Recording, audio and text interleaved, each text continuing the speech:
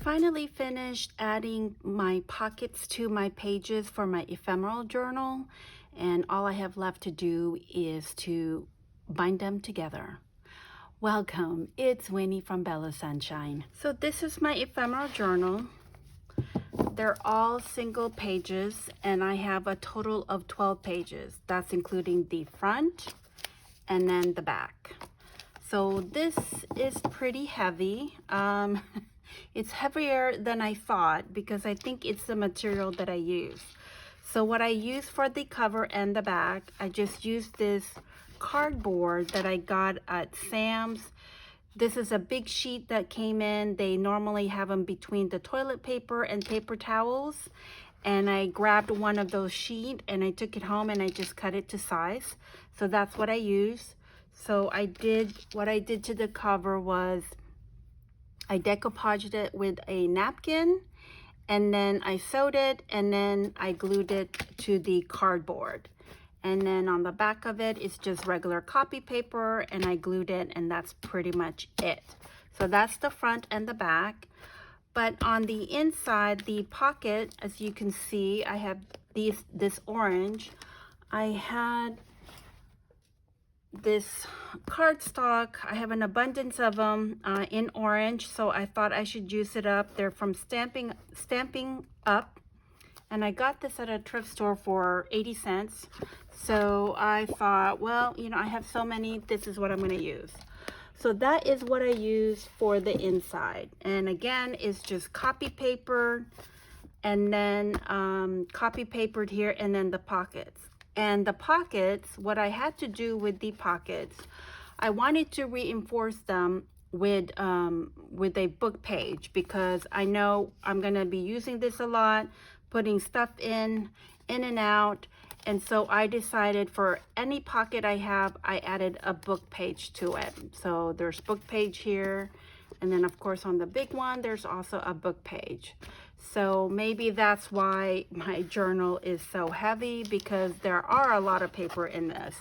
My printer doesn't print, it could only do a regular copy paper, so I couldn't do it in a heavier paper. That's why I had to reinforce the pocket with book pages. You guys don't have to do that, but I figured this is going to be used a lot, and I wanted to make sure that it will last.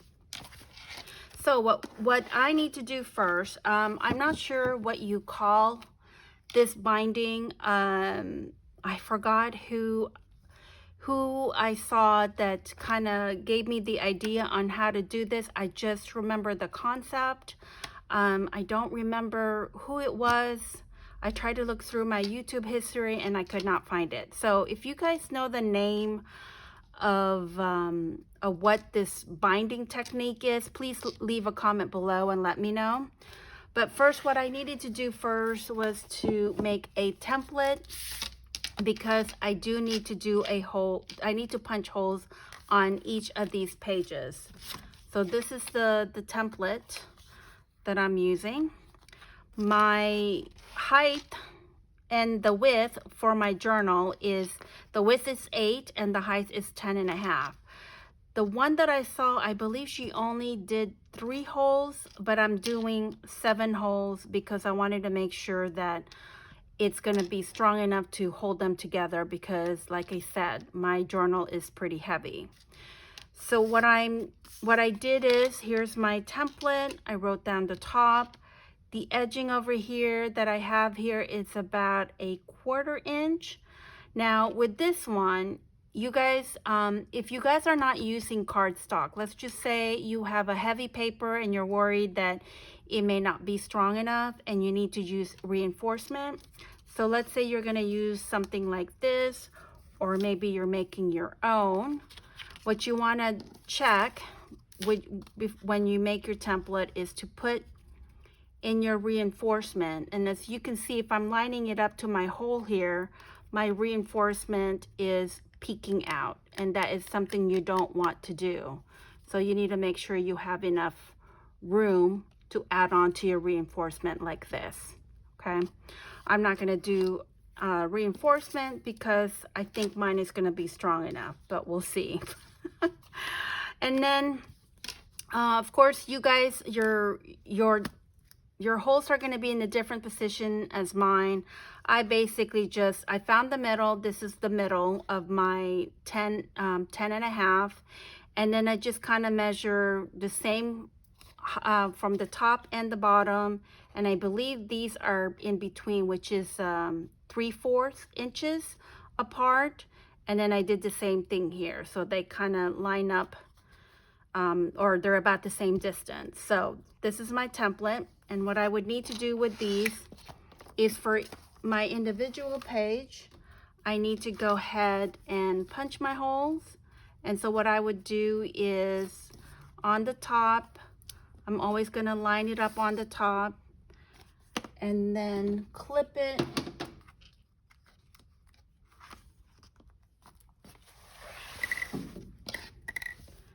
And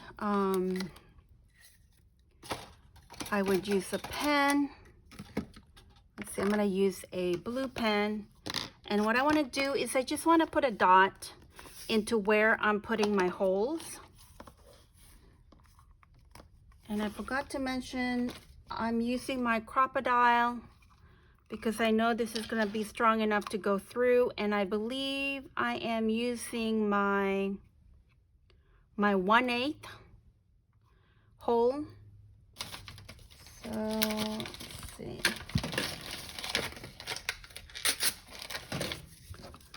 This is the holes I have for my crocodile. See, you have the big one and then the little one. I'm just using the little one because the thread that I'm using, I'm just using this. This is what I use to bind all my journal. It's thin enough to go through this tiny hole.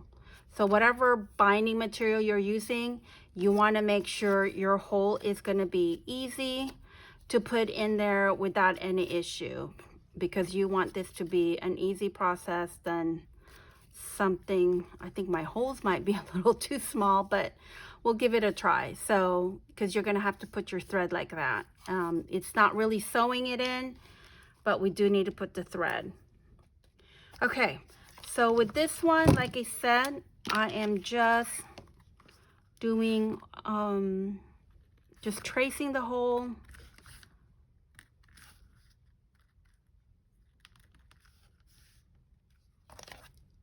Well, but before you do that, oh my goodness, mine was not lined up. Ugh, what was I thinking?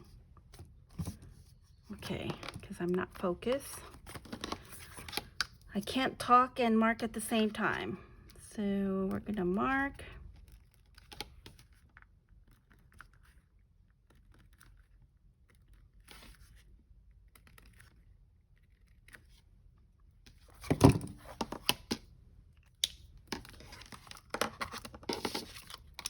All right, so once you have it marked, as you can see, I see my holes. And what you want to do is with my crocodile, let's see, where's the 1/8? It's this one. You have this mechanic thing here where you can actually line up like how far it's going to go. Like, you know, see how that's far. So for it to be consistent, I just moved this, locked it in, so I don't have that issue when I am punching a hole into this. My hole should line up. I should be able to see the circle, and I just need to push this and then click.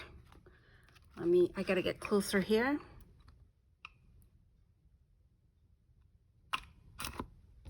Like that. So that's what I will be doing off camera. I have a lot to do. So I'm gonna go ahead and do my holes and then I'll be right back. So I have all my holes done. That took me a while. I had to take a break in between. So I have the holes, and now we need to go ahead and do the string. And the rule of thumb for the string is for each page that you have, you want to use at least 3 inches of string. So I have 12 pages, so 12 times 3 is 36. So what I want to do is round that up to the nearest tenth. So it's going to be, I'm going to do 40 inches of my string.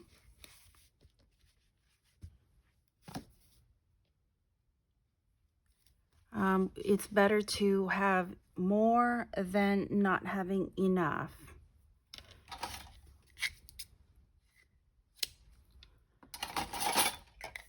So here's my first string. And since I have 7, I need to cut 7 of this string the same size. And what you can do is to go ahead and put them together like this. And then I'm going to go ahead and cut 7 of these. Or actually, we can even use this as a, what do you call it? Like your template. So I have my string all cut up. They're 40 inches long. And I have 7 of them because I have 7 holes. So depending on how many holes you have is how many strings that you need. So now what I want to do is position my journal, each page is in the right order that I want them in. So we're actually going to start from the back. So what I'm going to do is turn my journal like this, because we are going to start from the back, and we're just going to put it aside like this. Take the back and look at the inside cover like this, and then you take one of your string and you want to fold the string in half. And once you have that, what we're going to do is we're going to go ahead and put your string inside the first hole, which is going to be the top.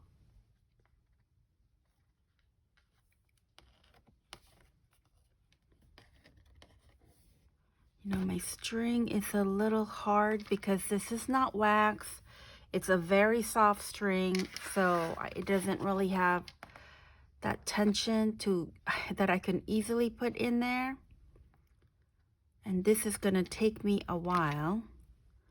Let me see what can I do to kind of make it easier for me. Give me a second. So I have this needle that has a big eye. Not sure if you guys can see, but it's got a big eye that I should be able to put my string in there easily. Maybe. I'm trying to get it into this loop. Okay, maybe not that loop. I think we need to do it from here.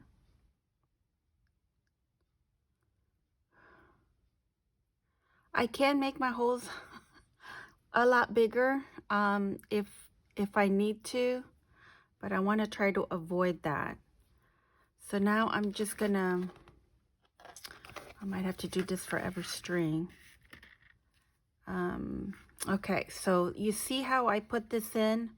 We want this to be on the other side, on the left side.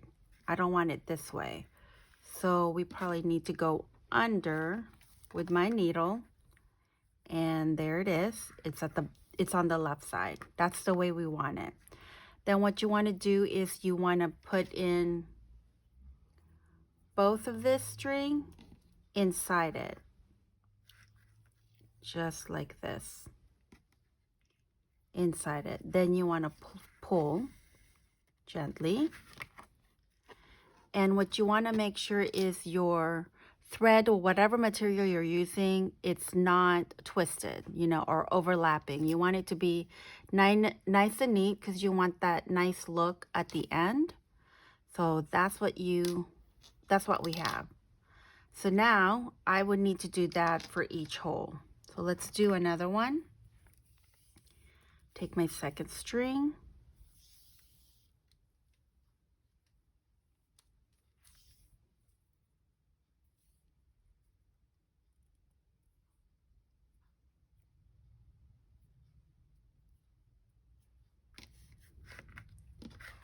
Maybe you can, oh, I need to go under.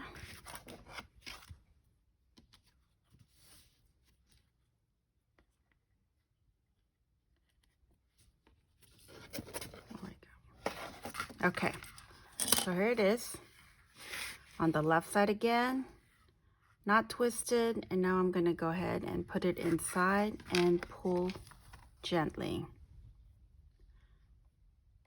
So this is why it's important that you have reinforcement or you're using something thicker, because when you're pulling these thread, if you just have regular paper, it can easily tear your pages. So now that we have 2, I need to go ahead and continue for the rest of them, and then I'll show you guys on how to add on to the next pages. All right, so I have my first page with all my string. Nicely done. Okay, so now we take our second page, so it's going to be the second to the last. Here it is, and this is where we would need to place it. And what you want to do with this one is take your first string like this, and what we're going to do is we're going to go do the string over our page like this.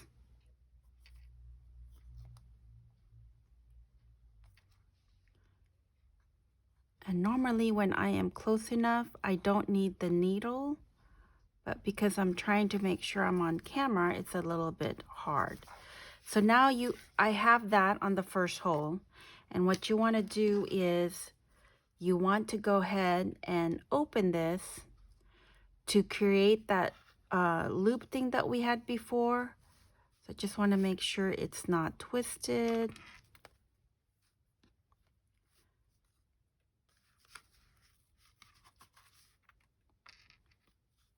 Like this.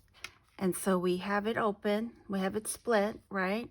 And we want to go ahead and take the string that we put over the page, so it's right here, and now we're gonna go inside the loop here and then take it in, and it's gonna create that knot for us like this. See that? And again, you just want to make sure you're checking to make sure it's not all twisted. So again, we'll take the second one, and we are going over our page. And you don't need to make it tight for right now until we finish at the very end for this page, and then we can pull it tight. So here it is. I have it inside the hole. Now I need to go ahead and split this open, just making sure it's not twisted. So I have it open, and then I need to go ahead and grab that string, right this, and then we pull like that. Okay, we'll do another one.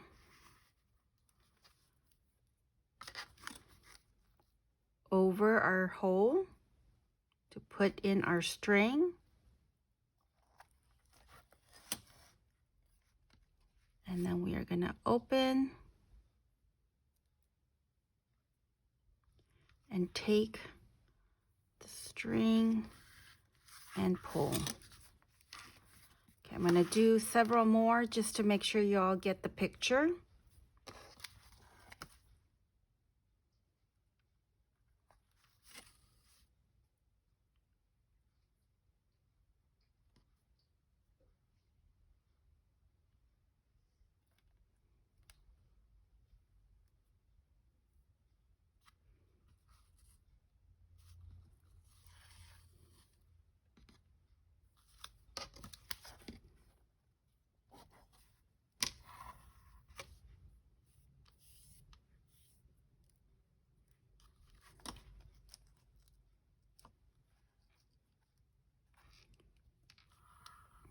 Okay, so for some reason on this one, as you can see, I have one longer than the other. I would just go ahead and cut it on the same length, just so it's easier to put it in the hole.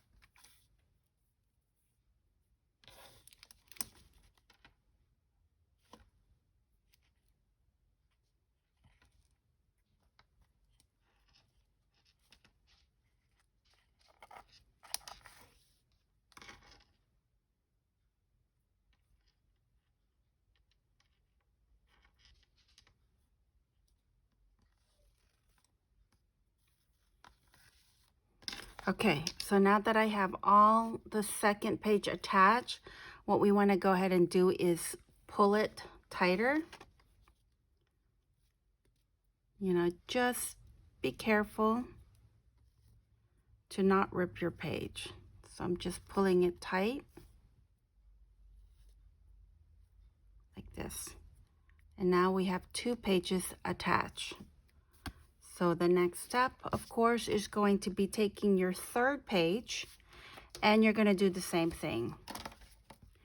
And you'll need to do that through all of them except the cover, and then I'll show you guys what we need to do next once we hit the cover. I wanted to show you guys a trick. Since I have 12 pages and lots of holes, I thought I need to try to make this easy for me. So here's a couple of things that I figured out. One is, if you put a book on the page that you're working on, it is a lot easier to see the holes, and it's a lot to put it in. And then I added a tape, so I can easily put in my thread in there easier. But when you do that, you want to make sure you untwist your thread like this, and then put them together, and then you want to go ahead and do the tape. And I'm just using very little tape. It could be masking tape. You can use washi tape, whatever you have. It's just to hold it together and make it a little bit stiff, so it's easier to put it in the hole. And you just put it over like this. Hopefully that's on the camera. And then you separate.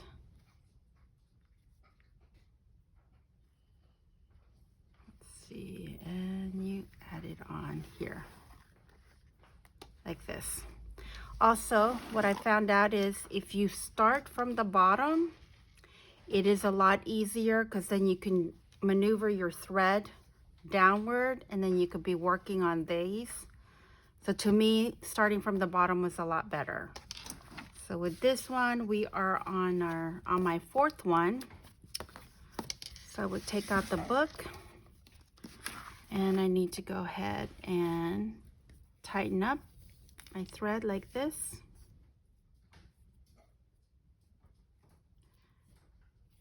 And then I can go ahead and add my book, my next page like this.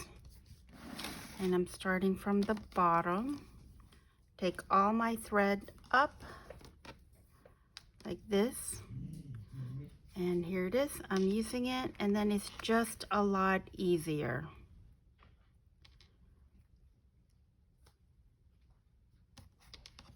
And I'm just opening it to make sure it is not twisted. And that is it. So that's a little trick for you guys. So I'm going to go ahead and continue. So I have mine all together now. The top is still loose because it's not tied off yet. I know I said to wait to do the cover, but the cover is the same concept. And you just need to hold off, and I'll show you guys on how to tie it all together. Now, if you use my tips that I did, you know, with the book and being able to see the holes much better, it goes pretty fast on doing this, on binding this together. Also, I found, I'm not sure if I mentioned it, before you insert the thread, if you separate your thread and then put the thread inside on the hole, then it becomes a lot easier. So when you have a technique that makes things easier for you, it goes really fast. It's not hard to do, but I do notice at the very end, it looks like I may not have made it too tight. But so far, this is kind of what it looks like right now. So you can see it looks like it's some kind of braiding. And so now let's go ahead and finish this off. So what we need to do is we need to go ahead and cut off the closure that we added the tape. So I'm just going to go ahead and cut this off. Okay, so here's my mock-up so I can show it to you guys. Hopefully I can explain it better. So with this one, you want to pull tight to make sure it's tight enough to where you want it. Then you separate your thread. As you can see, this is separated. We have one on the left side and on the right. And what you want to do is on the left, you want to go ahead and bring that inside the first cover. So it's going to be between your cover and your first page. And so when you have that, you're going to have to put it out. And so it comes out like this, where the spine is. Then the one on the right, you would do the same thing. Going inside. And then it comes out this way. And you pull it tight. And you can tie your knot. Like this. Now, if you don't want to keep tying it here on the outside, you can bring this back over. Just like this. And then do another knot on the inside like this. And you can double it if you want. And then that's how you finish. And then you can cut the string. Or, you know, you can even put dangles in there if you want, but that's pretty much what you need to do to finish up your binding.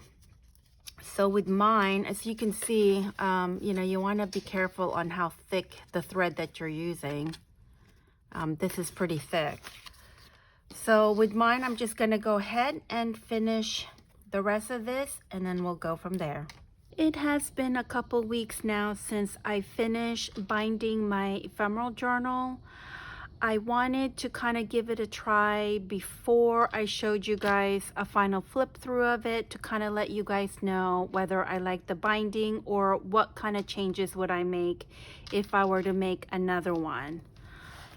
Let me show you guys one of the difference that I did was, as you can see, my binding is a little bit different. I just had so many strings left over that I was able to kind of loop and make an X to it. I haven't double tied the bow here because I thought in case you all want to see how I did the X's, just leave a comment below and I'm more than happy to do a short film or short video, I mean, on how I did that. So with the X that I added here, it actually gave my journal a little bit more of a stability. So that was kind of nice. Now, if you didn't want the X, because my journal is so big, the height on this is 10.5. I probably would like to do another one here. So instead of 2, I would do 3, and then there's 3 here, and then another 3. So in total, it would be 9 instead of 7. Overall, I do like it. The binding is, once you have a technique, a trick that you find, like the one I had, then doing this type of binding is a lot easy, very simple. So would I do this type of binding again? I think so. I would love to try it with different materials and stuff like that. Unless once I really get to use this journal and it's not holding up, of course, I'll let you guys know. So all the digitals that I use, the ephemeral that are in here are from Suzanne from Nonstop Papercraft. This was a collaboration she did with Natalie from Line.Arrow in June. These were all the freebies that she has. I am going to do one with Natalie's freebies. I just haven't gotten to it yet. I will show you guys a flip through at the end of this video of what it looks like without the ephemerals in there, just so you guys can kind of see the overall look of what the pages look like. So as you can see here, I use this is the heavy tracing paper that I bought in Portland using my 3-in-1 glue. It stays on there pretty well. The only thing, the other thing I wanted to change on these for the pockets, I definitely would want to do a notch like these on each of the pocket. I think it gives the pocket a better look, and it also makes it easier for you to put your ephemeral, because sometimes I do have a hard time putting ephemerals in some of these pockets that doesn't have the notch. I do have one big pocket in here. It's a little tight. And this one, I definitely think this page is very useful. It has 3 different types of pocket, or not types, but different sizes. So I think if you were to just do more useful pockets, this is going to be one of them. And as you can see, I am having a hard time flipping through my pages. So what I would do different is I would definitely add some tabs. So like I would add something like this. And instead of having the tab sticking out like this, I would definitely do it on the cardstock first, glue my tab like this so it's kind of hidden, and then you would have that look and it still doesn't ruin your pages. So tab would be another thing I would add. And then this type of pockets is pretty nice because I can easily flip through my ephemerals and I can see what's up next. Then on this one, I do like this one. The only difference that I would do is maybe do it a little bit skinnier, maybe take out 1/2 inch. I think this is about, it is about 3 inches. So I probably do like 2.5 to make it skinnier so I can see more of the ephemerals that I have in here.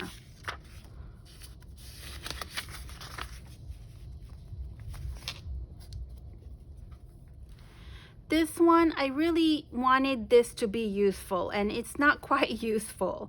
My intention for this page was if you're working on a signature cover or maybe a journal cover, that if you weren't ready to stick it on, this might be a good way to kind of have it in here where it's secured from the bottom corner and then the top corner. But I'm not really sure if this is something I would do again on another ephemeral journal. Now this one I really love because I do end up having these little tiny stuff. As you can see half of the flower, the butterfly. If I were to put it in here with my smaller pocket, you can barely see the butterfly. So I really like this type of look. And with this small one, you don't need to do a notch. I think it would be better without it. So I would only add the notch on these 2 bigger pockets. And again, these are kind of nice because you can flip through your stuff. So I do like these type of pockets.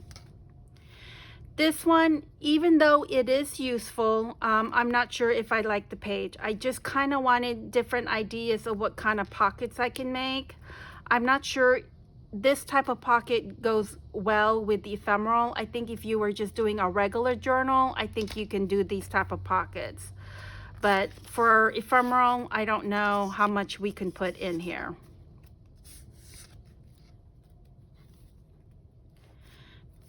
So this one, again, these are the same size. This is very useful. I do like this. I would definitely do this again. And then this one is that thicker one. And I did a belly band on this side. The only reason why I did that was because for some reason the sepia digital that I was trying to use for pockets was not lining up with the color one. So this page was supposed to look exactly the same way as this, but as you can see, it's not lined up. I don't know what happened there. So I just did it into a belly band, and later on I can go ahead and decorate this piece, then you wouldn't notice the difference. And then as you can see, this is my least favorite page because as you saw, this kind of just fell. My intention for this was I wanted something that I can put a thick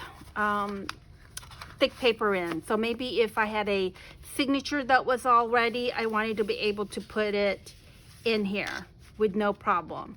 But if you don't have something thick, your pages just comes out easily. Because with these pages, I used a connector. Let me show you guys what I mean. I don't know if you guys can see that. So you can see right here, that's the connector. And you see how I can easily open this page nice and wide? That's what I wanted on these, and you can do that, but I think I don't like it because things falls out.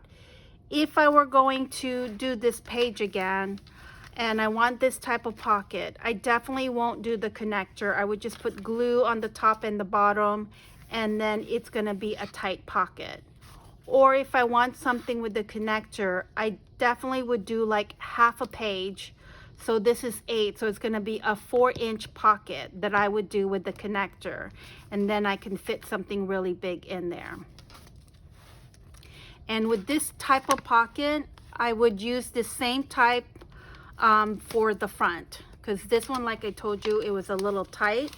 Really have to stick something in there. So for the next one, I would put connector on this one.